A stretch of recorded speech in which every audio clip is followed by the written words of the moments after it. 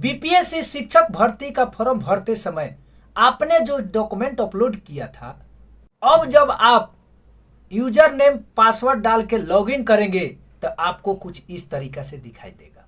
आपने जो भी डॉक्यूमेंट अपलोड किया था, चाहे वो फॉर्म भरते समय या फिर री अपलोड का जो समय मिला था, अटेस्टेड करा के साहब से जो आपने फिर से अपलोड किया था, उसमें भी आपको इस तरीका से बीपीएससी लोक सेवा आयोग का एक डिजिटली लोगो दिखाई देगा और एक नंबर आपको पेस्ट किया हुआ दिखाई देगा जो कि रजिस्ट्रेशन नंबर है। ये दोनों चीज है, आपके जितने भी डॉक्यूमेंट है सभी में दिखाई दे रहे होंगे। अब ये मोहर या रजिस्ट्रेशन नंबर बीएड अभ्यर्थी जो होंगे उनका भी दिखा रहा होगा, डीएलएड अभ्यर्थी होंगे उनका भी दिखा रहा होगा। तो बहुत सारे लोगों के मन में आ रहा था कि ऑटोमेटिक डॉक्यूमेंट वेरिफिकेशन हो गया, अब सीधे ज्वाइनिंग होगा। ऐसा नहीं है। डॉक्यूमेंट वेरिफिकेशन का जो प्रोसेस है उससे तो गुजरना ही होगा, नहीं तो कैसे पकड़ाइएगा कि फर्जी है कि नहीं है। इसलिए जो फिजिकल डॉक्यूमेंट वेरिफिकेशन होता है टेबल पर, वहां आपको जाना ही होगा। ये हो सकता है कि अब जो प्राथमिक शिक्षक का डॉक्यूमेंट वेरिफिकेशन होगा वो डायरेक्ट बीपीएससी के, हालांकि ऐसा हो सकता है कि अब डॉक्यूमेंट वेरिफिकेशन बीपीएससी आयोग के थ्रू न हो करके डायरेक्ट शिक्षा विभाग के द्वारा ही करा लिया जाए। ये हो सकता है कि बहुत सारे लोग ऐसे हैं जिनका डॉक्यूमेंट पहले जो गलती था वही डॉक्यूमेंटवा अभी बिहार लोक सेवा आयोग का जो डिजिटली लोगो है वो दिखा रहा है और उनका रजिस्ट्रेशन नंबर जो पेस्ट किया हुआ वो दिखा रहा है। अब वो फेर में पड़ गए हैं। अब वो कह रहे हैं कि हम तो साहब से अटेस्टेड करा करके री अपलोड किए थे, फिर भी मेरा जो गलती अपलोड था, जो ब्लर था, जो अपठनीय था, नहीं पढ़ पा रहे थे, वही अपलोड हो गया है। फिर ऐसी समस्या ऐसे लोग के साथ है जो डॉक्यूमेंट अपलोड किए थे 21 तारीख को, 22 तारीख को, 23 तारीख को। इन 3 दिन थोड़ा सा बीपीएससी का टेक्निकल इशू था। डॉक्यूमेंट आप अपलोड कर रहे थे तो उस समय इशू आ रहा था।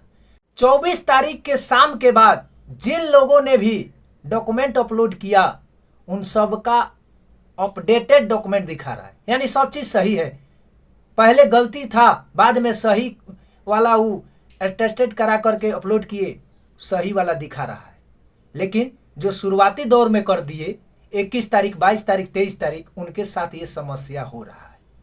कोई बात नहीं, आपका भी समस्या सुना जाएगा, क्योंकि आपने जो डॉक्यूमेंट अपलोड किया है वो बीपीएससी के पोर्टल पर होगा और अभी टेक्निकल इशू है इसलिए नहीं दिखा रहा होगा, तो इससे आपको चिंता करने की जरूरत नहीं है।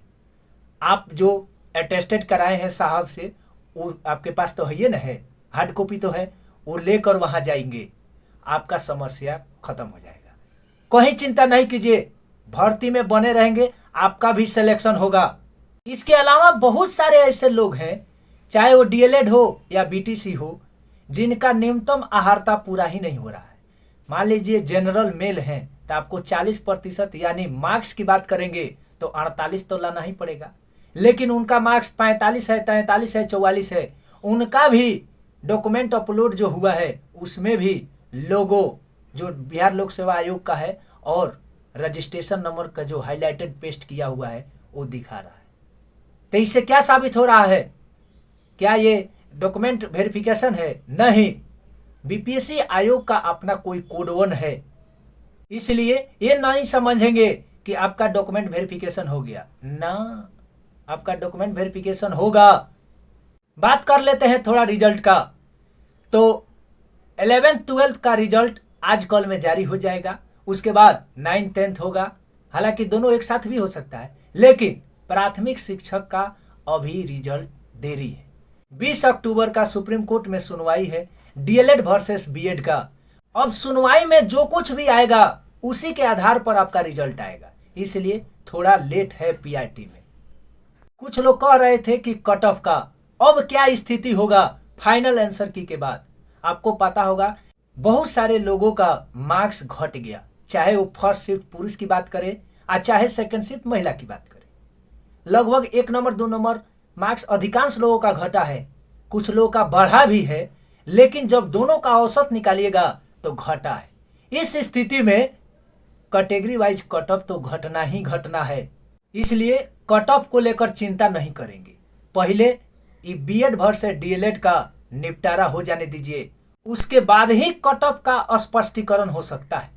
अभी किस आधार पर कट ऑफ दिया जाए, इसलिए निर्णय आ जाने दीजिए, उसके बाद कट ऑफ का तो। कम समय और ऑथेंटिक न्यूज के लिए चैनल को सब्सक्राइब कर लीजिए। लाइक शेयर कमेंट तो आप करते ही हैं।